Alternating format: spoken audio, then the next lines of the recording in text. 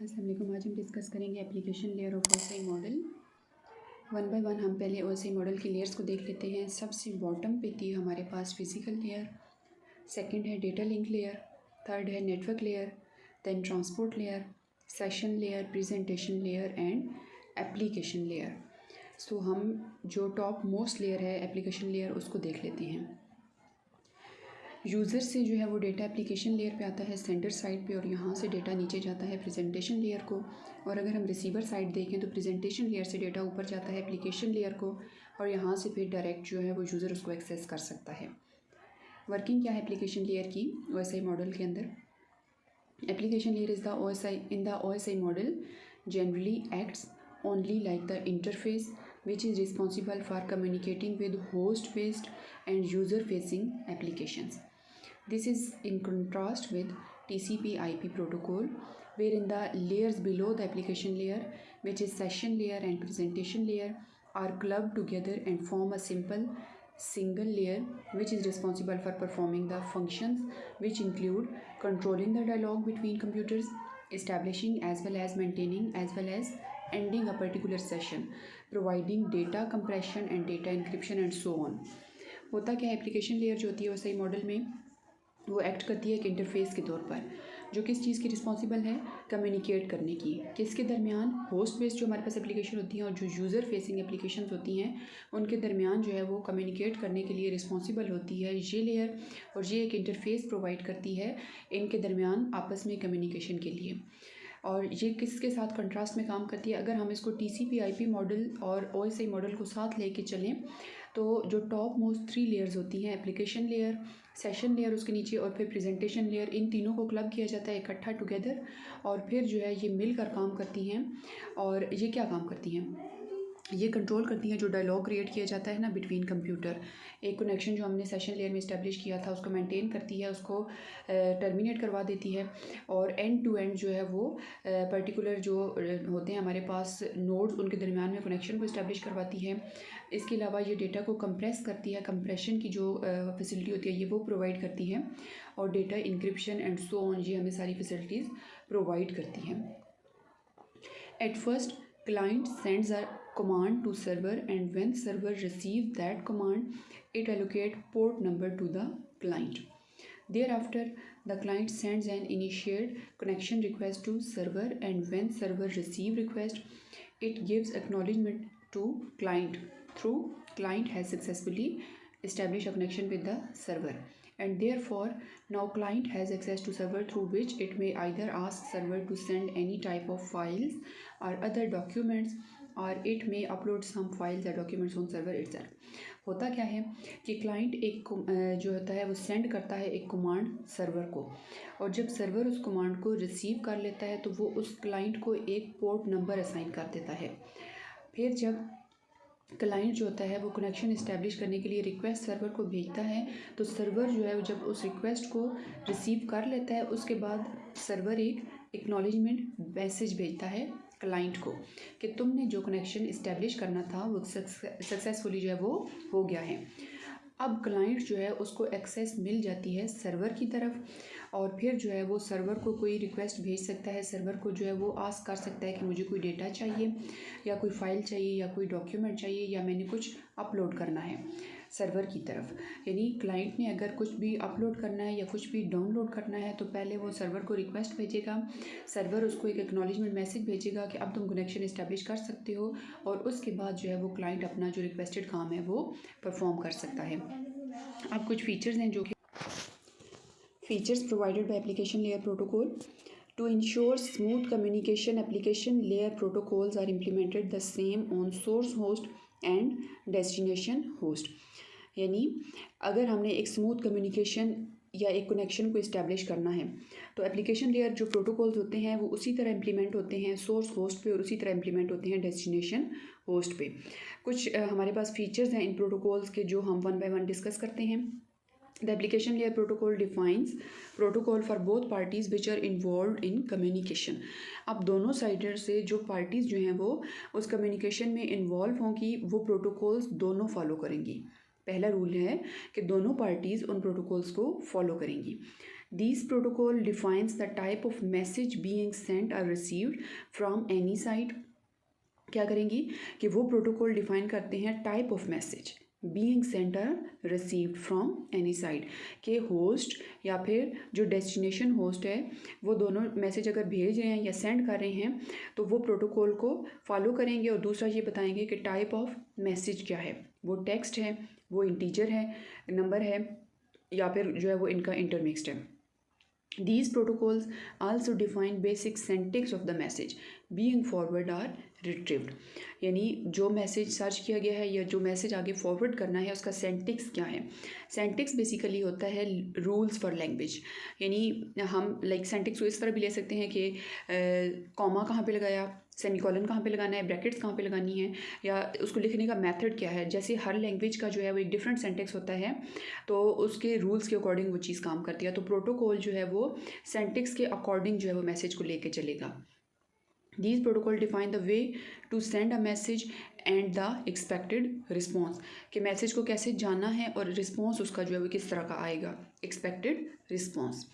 These protocol also define interaction with the next level, तो interaction जो है वो किस तरह का क्रिएट हो रहा है। बेसिकली हमने इसमें क्या देखा कि जो प्रोटोकॉल होता है वो दोनों पे लगता है, बोथ पार्टीज़ जो होती हैं जो कम्युनिकेशन में इन्वॉल्व होती हैं दोनों जो है प्रोटोकॉल को फॉलो करेंगी। सेकंड में ये कहा जा रहा है कि प्रोटोकॉल जो है वो किस तरह का मैसेज भेजा जा रहा है इस चीज़ को डिफाइन करता है। थर्ड में वो सेंटेक्स जो मैसेज भेजा जा रहा है उसका सेंटेक्स क्या है। फोर्थ में क्या है कि जो मैसेज किस तरह का मैसेज भेजना है, the way to send a message, किस तरीके से मैसेज भेजना है और एक्सपेक्टेड रिस्पॉन्स कैसा आना है, और हमने नेक्स्ट लेवल को इसमें देख लेना है। अगर हम डायग्राम के थ्रू देखें एप्लीकेशन लेयर तो इसमें फ़ाइल ट्रांसफ़र इन्वॉल्व हो जाती है, इसमें वेब सर्फिंग है, इसमें ईमेल है, इसमें जो वर्चुअल टर्मिनल्स होते हैं टेलनेट, एसएमटीपी, एचटीटीपी, एफटीपी, ये सारी जो हैं वो इसमें इन्वॉल्व होती हैं। इनको हम वन बाय वन इसी चैप्टर में जो है वो डिस्कस करेंगे।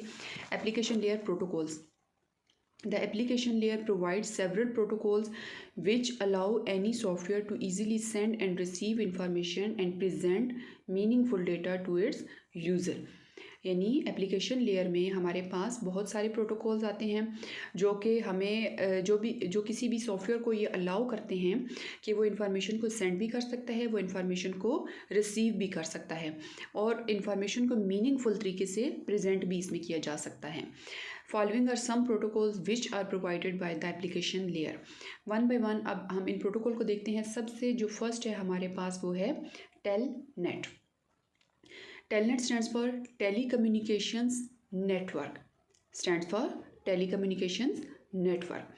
This protocol is used for managing files over the internet. It allows the telnet client to access the resources of telnet server. Telnet uses port number 23। अब इसमें क्या होगा कि ये वाला जो टेलनेट हमारे पास टेलीकम्युनिकेशन नेटवर्क प्रोटोकॉल होता है ये क्या करता है, used for managing file over the internet, यानी इंटरनेट पे जो फाइल्स भेजी जाती हैं या रिसीव की जाती हैं ये उनके लिए होता है। ये क्लाइंट को अलाउ करता है कि वो एक्सेस करें रिसोर्सेज ऑफ टेलनेट सर्वर। और टेलनेट जो होता है ये पोर्ट नंबर कौन सी यूज़ करता है, 23। सेकंड हमारे पास आता है DNS। DNS stands for domain name system. The DNS server translates the domain name selected by the user into the corresponding IP address. IP address हमारे पास क्या होता है, इंटरनेट प्रोटोकॉल होता है basically. For example if you choose the domain name as www.abcd.com then DNS must translate it as 192.36.20.8 random IP address written just for understanding purpose. DNS protocol uses the port number 53। अब इसको हम discuss करते हैं। Basically ना हमारे पास दो addressing schemes होती हैं, एक आईपी एड्रेसिंग स्कीम होती है, एक हमारे पास डीएनएस होती है। जो आईपी एड्रेसिंग स्कीम होती है उसकी टू टाइप्स होती हैं, एक IPv4 होता है और एक IPv6 होता है। जो IPv4 होता है हमारे पास बेसिकली वो 32 बिट एड्रेस होता है और IPv6 हमारे पास 128 बिट एड्रेस होता है। अगर हम IPv4 को देखें तो उसमें ना ये जैसे 192.36.20.8 लिखा हुआ है, तो ये 4 पोर्शंस में डिवाइड किया गया है इंटीजर वैल्यूज़ को, और हर जो पोर्शन होता है उसको 1 ऑक्टेट बोलते हैं, ऑक्टेट, ठीक है। वो 8 बिट्स पे कंसिस्ट करता है। यहाँ पे तो डेसिमल वैल्यूज़ लिखी गई है ना, जब इनको हम बिट्स की फॉर्म में लिखेंगे तो 8 के 4 पोर्शंस बना लेंगे। 32 बिट पे ये कंसिस्ट करता है। और हर जो आईपी एड्रेस होता है उसका कॉरस्पॉन्डिंग जो है वो डोमेन नेम सिस्टम होता है। अब जो आईपी एड्रेस होता है वो डिफ़िकल्ट टू रिमेंबर होता है, और जो हमारे पास डीएनएस होता है वो इजी टू रिमेंबर होता है, यानी उसको याद रखना आसान है। तो डीएनएस जो हमारे पास प्रोटोकॉल होता है वो बेसिकली इस चीज़ पे काम करता है। और इसमें पोर्ट नंबर हमारे पास कौन सी यूज़ होती है? 53। सेकेंड हमारे पास, थर्ड हमारे पास आ जाता है DHCP। DHCP stands for Dynamic Host Configuration Protocol. It provides IP addresses to host. Whenever a host tries to register for an IP address with the DHCP server, the DHCP server provides lots of information to the corresponding host. यानी जब host computer को IP address से related information चाहिए होती है तो वो DHCP को कंसर्न करता है। और डीएचसीपी जो कि डायनेमिक होस्ट कॉन्फ़िगरेशन प्रोटोकॉल है, ये बहुत सारी इन्फॉर्मेशन जो होती है वो जो कॉरस्पॉन्डिंग होस्ट होता है उसको प्रोवाइड करता है, और उस इन्फॉर्मेशन के अकॉर्डिंग जो है वो फिर होस्ट अपना जो भी सिलेक्ट करना है वो आईपी एड्रेस सिलेक्ट कर लेता है। डीएचसीपी जो होता है वो पोर्ट नंबर 67 एंड 68 को यूज़ करता है। नेक्स्ट हमारे पास आता है FTP। FTP stands for file transfer protocol. This protocol helps to transfer different files from one device to another. FTP promotes sharing of files via remote computer devices with reliable, efficient data transfer. FTP uses port number 20 for data access and port number 21 for data control. FTP किसके लिए stand करता है? File transfer protocol. ये protocol जो होता है वो help करता है ट्रांसफ़र करने के लिए। जो फाइल्स होती हैं ना उनको एक डिवाइस से अगर हमने दूसरी डिवाइस पे भेजना है तो हम FTP प्रोटोकॉल को यूज़ करते हुए भेजेंगे। और FTP जो होता है वो फाइल की जो शेयरिंग होती है ये उसको प्रमोट करता है via remote computer devices with reliable efficient data transfer. Remote computer हमारे पास कौन से होते हैं? जो डिस्टेंट लोकेशन पे होते हैं, तो उनके थ्रू जो है अगर आपने रिलायबल तरीके से एफिशिएंट तरीके से डेटा को ट्रांसफ़र करना है तो आप FTP प्रोटोकॉल को यूज़ करोगे। और पोर्ट नंबर इसमें दो होती हैं, 20 और 21। 20 जो होती है वो डेटा को अगर एक्सेस करना है तब यूज़ करोगे, और अगर जो है वो डेटा को कंट्रोल करना है तो पोर्ट नंबर 21 यूज़ होगी। नेक्स्ट आता है हमारे पास SMTP, simple mail transfer protocol. It is use to transfer electronic mail from one user to another user. जो हम ईमेल्स भेजते हैं, जैसे लाइक जीमेल पे हम अपना अकाउंट बनाते हैं, हम याहू पे अपना अकाउंट बनाते हैं, तो वो जो ईमेल्स इलेक्ट्रॉनिक मेल भेजी जाती हैं वो इस प्रोटोकॉल को यूज़ करते हुए एक कंप्यूटर से दूसरे कंप्यूटर में ट्रांसफ़र की जाती हैं। SMTP is used by end users to send email with ease. SMTP uses port number 25 and 587. तो अगर एंड यूज़र कौन है? जो एप्लीकेशन लेयर से ऊपर होंगे, जो एप्लीकेशन लेयर को यूज़ कर रहे होंगे, जो सारा जो है वो मैसेजेस को सेंड कर रहे होंगे। तो एंड यूज़र ने अगर ईमेल को यूज़ करना है तो वो यूज़ करेंगे SMTP। एंड यूज़र ने अगर फाइल्स को ट्रांसफ़र करना है तो वो यूज़ करेंगे FTP। एंड यूज़र ने अगर जो है वो IP एड्रेस जो है वो होस्ट ने एक्सेस करने हैं तो वो यूज़ करेगा DHCP। इसी तरह एंड यूज़र ने अगर जो है वो DNS पे काम करना है या उसने IP एड्रेसेस पे काम करना है तो वो यूज़ करेगा DNS प्रोटोकॉल को। तो इस तरह जो हर प्रोटोकॉल है वो एक स्पेसिफिक फंक्शनलिटी को परफॉर्म करता है। नेक्स्ट हमारे पास आ जाता है HTTP, hyper text transfer protocol. It is the foundation of the world wide web. आप जो पूरी दुनिया में इंटरनेट का जो जाल फैला हुआ है, जो इन्फॉर्मेशन का जाल फैला हुआ है उसको देखते हो तो उसकी बुनियाद क्या है? उसकी बुनियाद है HTTP। HTTP works on the client server model. This protocol is used for transmitting hypermedia documents like HTML. HTML क्या होता है? Hyper text markup language. यानी हाइपर टेक्स्ट मार्कअप लैंग्वेज के में जो डॉक्यूमेंट्स लिखी जाती हैं उनको हाइपर मीडिया बोलते हैं।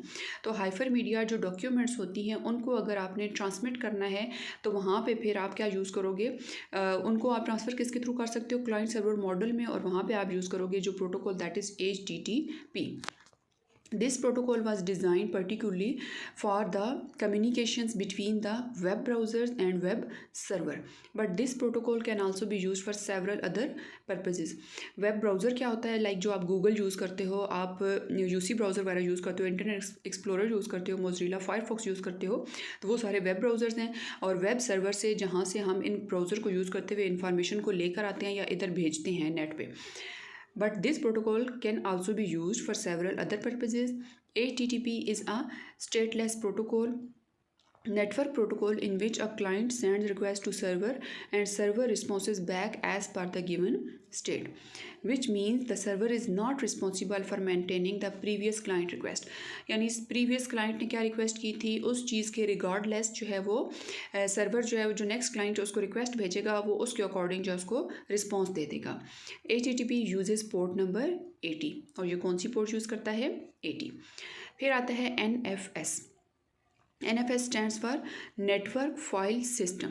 This protocol allows remote hosts to mount file over a network and interact with those file system as though they are mounted locally. यानी जो हमारे पास files दूर की लोकेशन, रिमोट लोकेशन होती है, डिस्टेंट लोकेशन, तो डिस्टेंट लोकेशन पे जो फाइल्स पड़ी हैं उनको अगर एक्सेस करना है, उनके साथ इंटरेक्ट करना है, तो इस प्रोटोकॉल को जब NFS प्रोटोकॉल को हम यूज़ कर रहे होंगे तो हमें ये फील होगा कि वो फाइल जो है वो लोकली हमें बिल्कुल हमारे सामने पड़ी हैं. NFS uses the port number 2049. Next हमारे पास आता है SNMP. SNMP stands for Simple Network Management Protocol. This protocol gathers data by pooling the devices from the network to the management station at fixed or random intervals, requiring them to disclose certain information. क्या होगा, network management protocol है ये protocol क्या करता है, data को gather करता है. डेटा को कैसे गैदर करता है, ये जो डिफरेंट डिवाइसेस होते हैं उनकी पूलिंग करता है जो कि नेटवर्क में मौजूद होते हैं, to the management station at fixed और रैंडम इंटरवल्स. यानी फिक्स्ड इंटरवल के बाद या रैंडम इंटरवल्स के बाद ये जो नेटवर्क में मौजूद डिवाइसेस होंगी उनकी पूलिंग करेगा और फिर जो है क्या करेगा, requiring them to disclose certain information, और उनसे जो है वो कुछ इन्फॉर्मेशन हासिल करेगा. और SNMP जो है वो यूज़ करता है पोर्ट नंबर 161 एंड 162. अगर हम TCP की बात करें तो वहाँ पे 161 यूज़ होती है, और अगर हम यूज़र डेटाग्राम प्रोटोकॉल की बात करें तो वहाँ पे यूज़ होती है 162. So thanks for watching this video and don't forget to like, share and subscribe Tech and CS Department.